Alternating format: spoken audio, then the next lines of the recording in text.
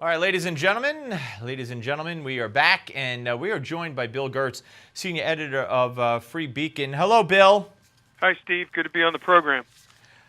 Always good to talk to you, and usually when we talk, it's because you've had a very provocative piece that really is very unnerving. And this is just another example. You know, we've talked about the power grid in this country and its vulnerabilities on several levels. Terrorists, Iran with one of those little nuclear bombs that could go off in the middle of the sea and reverberate and take out our power grid. But now comes word, and this is from the Department of Homeland Security. This isn't just wild, idle speculation or chatter. This is real. And your piece that appeared at freebeacon.com last week, 100 million Americans could lose power for years in a major sun storm, correct? Yeah, this is a really important story. I've usually looked at the national security side of this issue, which is the effects of an electromagnetic pulse caused by a nuclear detonation in space or the lower Earth atmosphere. This is a natural phenomenon that has been identified as severe space weather caused by the sun. These eruptions on the sun can hit the U.S. within 18 to 24 hours of them. And they're like a 1 in 100 year event. We had one in 1859, we had one in 1921, and they're considered severe disrupting electromagnetic storms. And what they don't know is the extent of the damage. There's a debate within government. The National Oceanic and Atmospheric Administration in 2010 did a study which predicted dire consequences, 130 million people without power for years and up to 300 very high voltage transformers that are destroyed.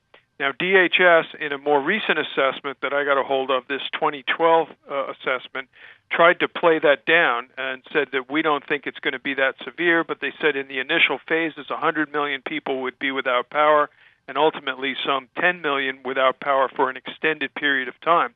When you think of the consequences, that's really potentially a large loss of life just from the disruption of the loss of power.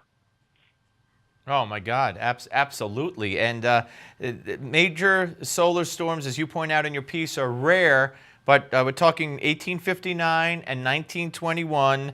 And, of course, back then, people weren't as dependent on, electricity as we are now. They lived off the land, and maybe not so much in 1921. But, now, we've discussed this Doomsday Scenario. If the electricity goes down, that means no gas, it means no product shipped, it means no food, it means no water, it means no nothing.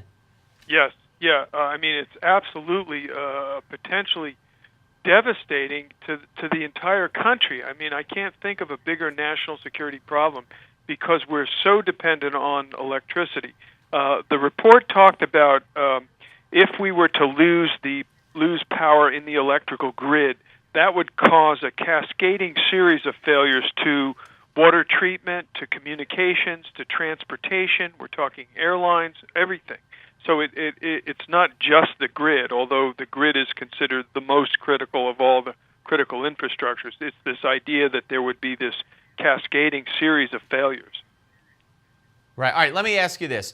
We've talked about Congress's inaction to address the sanctity of the grid, if you will, to protect the grid, to protect the power stations that are easily accessible, apparently by terrorists and other nefarious beings. Can anything be done here? Is it a matter of Congress approving something that could shore this up so that if there is a solar storm, at least the effects wouldn't be so severe? Or is there really nothing we could do? We're at the will of nature? That's a good question. I don't know the answer. If I were in charge of emergency management, I would want the federal government to begin stockpiling transformers, so like 300 of them. Because, first of all, the U.S. doesn't make transformers anymore. We'd have to buy them from Germany or South Korea or some other place. And I'm not sure there's a good focus on this at FEMA or the Department of Homeland Security. And, of course, Congress is in a crisis over funding the government. And we're battling over defense funding, which is only going to get worse now as in the next year. We're going to have to deal with new threats posed to the defense spending by sequestration. So we are facing a government funding crisis, and this is a kind of a situation that will require a lot of money to be able to prepare it. And until something happens, there's really not the drive to want to do it. Yep.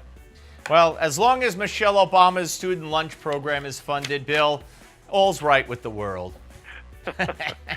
Oh boy! Hey, yeah, take care, my friend. Keep up the great work. Keep letting us know what we need to know. Thank you, Bill. Thank you. All right, coming up, Joe Concha, and wait till you see what CNN put on.